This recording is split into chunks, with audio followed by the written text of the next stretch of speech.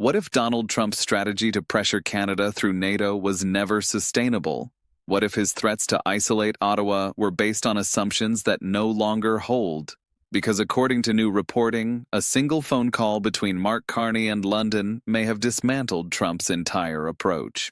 Hours after Carney spoke with senior British officials, coordinated statements emerged from European capitals. NATO members reaffirmed support for Canadian contributions. Defense ministers publicly rejected attempts to weaponize alliance structures. And Trump's leverage evaporated. This is no longer about transatlantic cooperation. This is about strategic isolation. And it is Trump who is isolated. Welcome back to Canada Today. Today, we are examining what may become one of the most significant diplomatic defeats of Donald Trump's presidency. For weeks, Trump attempted to use NATO as pressure mechanism against Canada. He questioned Canadian defense spending. He implied that Ottawa was not carrying its weight. He suggested that alliance commitments could be conditional. The goal was clear: create doubt, apply institutional pressure, force concessions. But that strategy required European compliance. It required that other NATO members remain silent or echo Washington's concerns. It required that no alternative power center emerge within the alliance. A single phone call changed that calculation. According to reports, Mark Carney held direct discussions with senior officials in London. The content of that conversation has not been fully disclosed, but the timing is unmistakable. Within days, British defense officials issued statements reinforcing the value of Canadian contributions to NATO. Within a week, coordinated messaging appeared from France, Germany, and Nordic countries. The language was careful but decisive. Canada's role in the alliance was affirmed, its defense commitments were recognized, and any attempt to isolate Ottawa diplomatically was quietly but firmly rejected. This was not coincidence. This was coordination. The distinction between these two approaches matters. Trump's strategy relied on unilateral pressure. He assumed that if Washington raised doubts about Canada, other allies would follow or stay neutral. Carney's approach was different. He did not escalate publicly. He did not issue threats. He did not demand declarations of support. Instead, he engaged directly with the one alliance member whose voice carries institutional weight comparable to Washington's.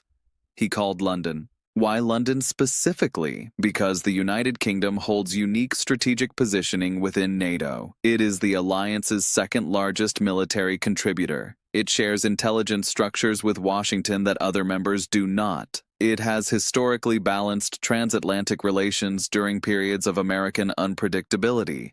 And crucially, it has its own strategic interest in maintaining stable relations with Canada. If London signals support for Ottawa, other European capitals gain political cover to do the same. That is not alliance fragmentation. That is alliance rebalancing. Now, consider the sequence carefully. Carney speaks with London. Days later, British officials publicly affirm Canada's NATO contributions. Within a week, coordinated European statements follow. Trump's attempt to isolate Canada within the alliance collapses. He does not gain leverage. He loses it. Because the strategy depended on silence. Once London moved, that silence became impossible. Once coordinated statements emerged, Trump's framing was rejected institutionally.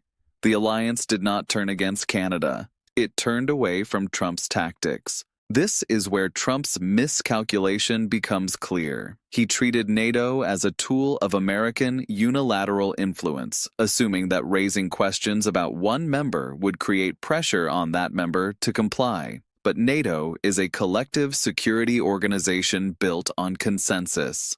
When one member attempts to weaponize alliance structures for bilateral leverage, other members respond with quiet institutional rebalancing. European defense officials privately expressed concern because Trump's method threatened alliance cohesion. Using NATO membership as conditional leverage against a reliable contributor set a precedent that could be applied to any member. European capitals coordinated decisively. The institutional response was not dramatic. There were no emergency summits. There were no public rebukes of Washington. Instead, defense ministers issued routine statements. Alliance officials reaffirmed standard commitments. The effect was cumulative. Trump's narrative that Canada was a weak or unreliable partner found no echo in European capitals. His implied threats that alliance structures could be used against Ottawa were ignored. And his leverage disappeared because leverage only exists if others are willing to apply it. European members were not. What makes this particularly damaging for Trump is that it reveals a fundamental misunderstanding of how NATO operates. Trump has repeatedly framed the alliance as transactional, suggesting that American protection is conditional. But that framing only works if other members accept it. Once London, Paris, and Berlin reject that interpretation and reaffirm consensus-based decision-making, Trump's leverage evaporates. He does not control the alliance, he participates in it. Mark Carney did not need to issue public statements. He did not need to threaten retaliation. He did not need to escalate. He made a phone call. He coordinated diplomatically. He allowed European allies to reaffirm their institutional commitments without making it about Trump. That is strategic discipline, because the moment this becomes framed as Europe versus Washington, it becomes a crisis. But if it remains framed as alliance members reaffirming standard commitments, it is routine diplomacy. Trump cannot attack routine diplomacy without appearing unstable. This development also exposes a deeper problem for Trump's foreign policy. He has built his approach on assumptions of American dominance, believing that allies will comply because they depend on Washington. But those assumptions depend on allies accepting American unilateralism. Once they begin coordinating independently and reaffirming institutional norms over bilateral pressure, Trump's strategy collapses. He does not gain leverage through threats. He loses credibility through overreach. European officials have not publicly criticized Trump. They have not needed to. Instead, they have simply reaffirmed Canada's contributions, reinforced alliance consensus, and reminded Washington that NATO decisions are collective. That response is more damaging than criticism because it cannot be dismissed as hostility. It is institutional functioning. And when institutions function normally despite pressure, the pressure loses force. Trump attempted to weaponize NATO.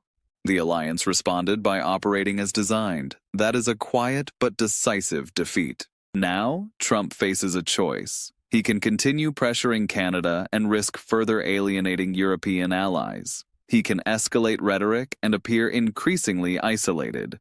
Or he can retreat quietly and accept that his NATO strategy failed. Reports suggest he is already adjusting. Recent statements have softened on Canadian defense contributions. The threats have diminished. This is not strength. This is damage control.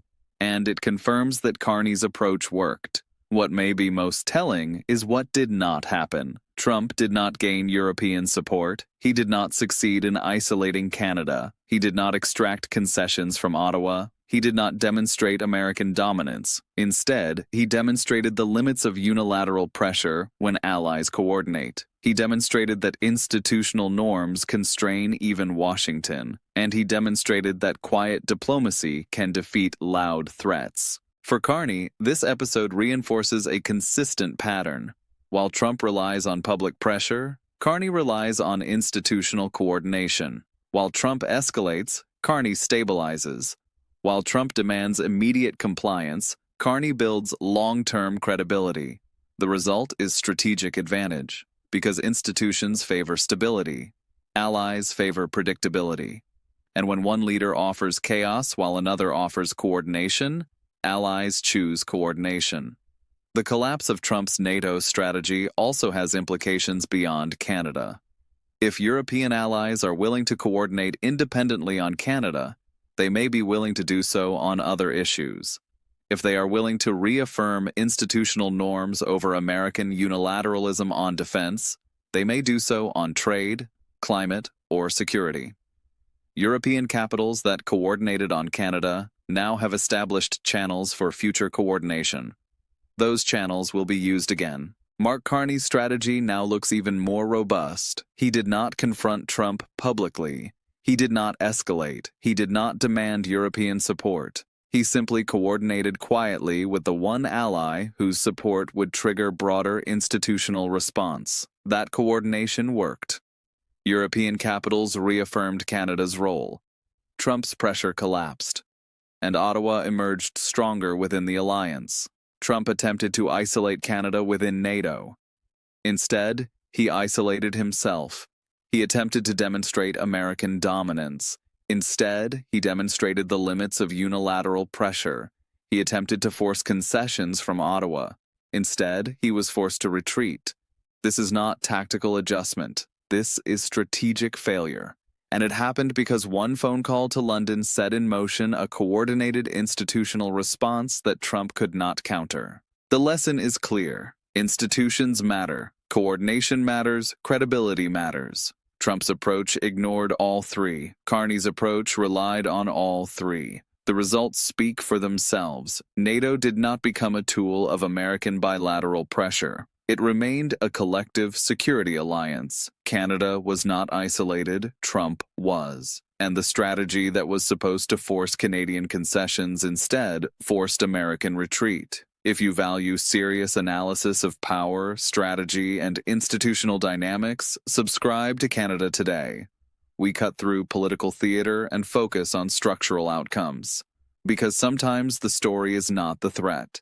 It is the quiet phone call that makes the threat irrelevant.